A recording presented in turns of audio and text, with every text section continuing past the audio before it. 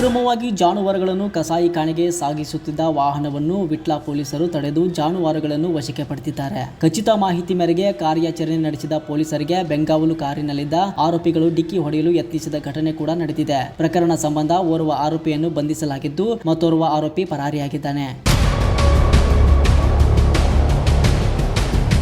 ಖಚಿತ ಮಾಹಿತಿ ಮೇರೆಗೆ ಕಾರ್ಯಾಚರಣೆ ನಡೆಸಿದ ವಿಟ್ಲ ಠಾಣೆಯ ಪೊಲೀಸರು ಅಕ್ರಮ ಗೋ ಸಾಗಾಟ ನಡೆಸುತ್ತಿದ್ದ ಪಿಕಪ್ ವಾಹನವನ್ನು ತಡೆದಿದ್ದಾರೆ. ಈ ವೇಳೆ ಪಿಕಪ್ ವಾಹನದ ಬೆಂಗಾವಲಾಗಿ ಮತ್ತೊಂದು ಸ್ವಿಫ್ಟ್ ಕಾರ್ ತೆರಳುತ್ತಿತ್ತು. ಪೊಲೀಸರು ಪಿಕಪ್ ವಾಹನ ತಡೆಯಲು ಮುಂದಾದಾಗ ಬೆಂಗಾವಲು ಕಾರಿನಲ್ಲಿದ್ದ ಆರೋಪಿಗಳು ಪೊಲೀಸರ ಮೇಲೆಯೇ ಡಿಕ್ಕಿ ಹೊಡೆಯಲು ಯತ್ನಿಸಿದ್ದಾರೆ. ಆದರೆ ಪೊಲೀಸರು ಕೂದಲೆಳೆ ಅಂತರದಲ್ಲಿ ಅಪಾಯದಿಂದ ಪಾರಾಗಿದ್ದಾರೆ. ಬೆಂಗಾವಲು ವಾಹನ ಚಲಾಯಿಸಿಕೊಂಡು ಬಂದಿದ್ದವನು ನಟೋರಿಯಸ್ ಕ್ರಿಮಿನಲ್ ಬಶೀರ್ ಎಂದು ತಿಳಿದು ಬಂದಿದೆ.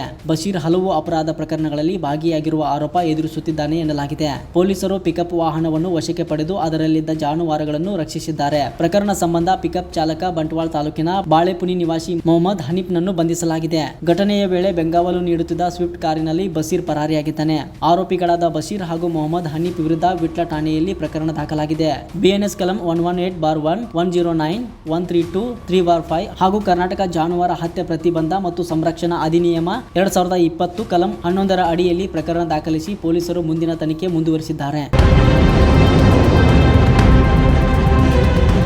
ಇನ್ನಷ್ಟು ಹೆಚ್ಚಿನ ಮಾಹಿತಿಗಾಗಿ ಸಪ್ತರ್ಷಿ ಟಿವಿ ಕನ್ನಡ ಯೂಟ್ಯೂಬ್ ಚಾನೆಲ್ ಅನ್ನು ಸಬ್ಸ್ಕ್ರೈಬ್ ಮಾಡಿಕೊಳ್ಳಿ.